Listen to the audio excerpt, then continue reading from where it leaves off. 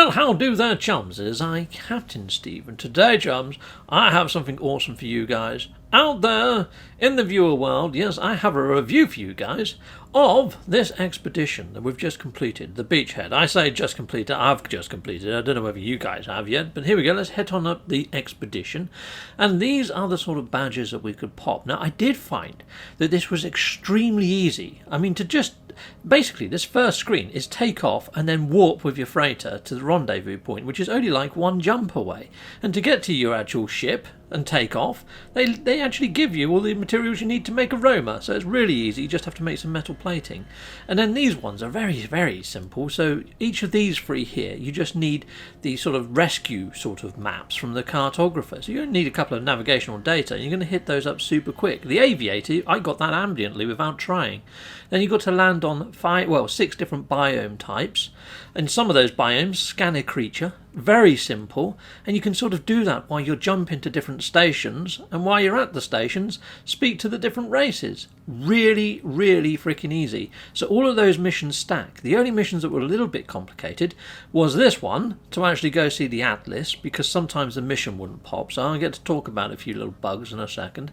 And then the Uncharted mission of jumping to 10 systems, which again, because of a bug, could be a little bit tricky. Now, over here, we've got this screen, the last screen, so this whole Phase 5. This one unlocked fairly early on, but then this one was encrypted for a while, and then that one popped. And then these two popped a couple of days later, through doing a community-type synchronized event.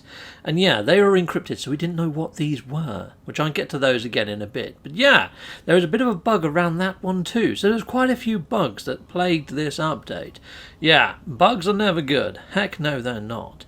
Right, so one of the actual bugs itself is still prevalent now, and it's holding up Phase 5, Item 3, getting the Myth Beacon. People are coming over to see Johnny 5 over here, the Quicksilver Merchant. They're getting the actual merchant beacony thing, the Myth Beacon, and then it's not popping the mission. Even if they select the mission, it's not moving on from there. Now what it should do is once you've picked it up, once you've got the Myth Beacon, you jump out to the galactic map and it should lay down a green line for you to follow. After you get the Myth Beacon, a badge should pop up. And that badge just isn't popping up, so it doesn't move the mission on. It's really odd. Okay, and some people have had problems before getting the Atlas mission to pop because NADA doesn't say 16 or start the actual Atlas mission, and when you speak to Polo, he just offers you tech. He doesn't ask if you want to find a black hole or an Atlas station, so people are stuck there as well. So there's a couple of bits where people can get stuck. Now if you are stuck there, sometimes you can hit up the Atlas Pass mission from your log tab inside of your menu, or select the Artemis missions and even do it that way. So yeah, hopefully that will find you an Atlas station, but yeah, a bit of a pain in the neck, to be honest. Okay, right, so here we go, people. And now for the rewards. So the rewards for this mission, you get a nice swanky banner. So here we go, let's hit up the banner. There's the banner that I've got from this mission. Pretty darn sweet. Personally, I think I like the previous banner that we got rewarded. Heck yes, I do. But then we've also got a wall decal. Now here is the wall decal that we got. It wasn't quite the wall decal we expected. In a roundabout way, we thought it was going to be one with a giant golden sort of freighter on, because that was what was inside of the game files and also on the Hello Games website. So they kind of misled us and then snuck this one in. I don't know whether it was an afterthought or what. I think they knew what was freaking coming, to be honest. Yeah, naughty Hello Games, I think you led us down the garden path with that one. I thought we was getting a golden frickin' freighter. Heck yes, I did. I thought that'd be frickin' ace. But nope, they trolled us. Heck yes, they did. So yeah, even on their website they put up the badges as a PNG. Yeah, but then they have also said that they really enjoyed seeing the speculation from the community. So a thumbs up there. So I'm going to let them off for trolling the shite out of me. But yeah, I do feel slightly used and abused. But at the same time, it is nice to get recognition that, you know, people have been speculating. It does help things out a bit, and it does help with the hype. So there we go. But this is what we got as a reward. It's quite an awesome looking frigate. Now, it's actually got 30 30 on combat and 22 on exploration, which is quite nice. Now, apparently, if you send this out on a mission, when it comes back, those stats have been seen to have changed on Survival Bob's stream that he did earlier. I haven't actually tried that yet. I can't actually confirm whether it works for me, and he has actually got 2 of these frigates somehow through some sort of weird sort of mess up, but there we go. Anyway, let's have a closer look at that ship.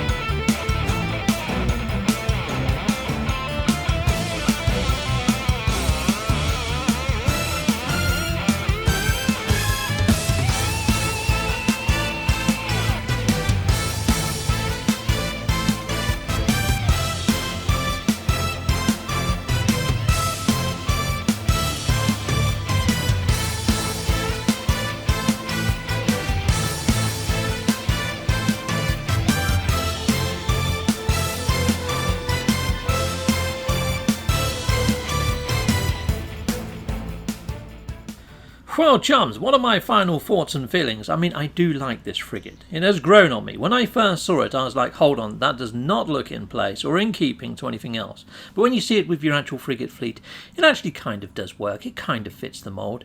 I mean, at the end of the day, No Man's Sky has got so much sci-fi inspiration. Why the fudge not? And I did play the heck out of this. I did do a lot more on this one than I needed to. I went and collected all the glyphs and things because I was overly dreaming what this could have been.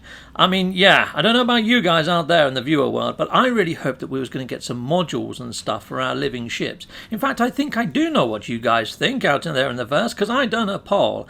Execute a Mondo Exo, stick it on the screen.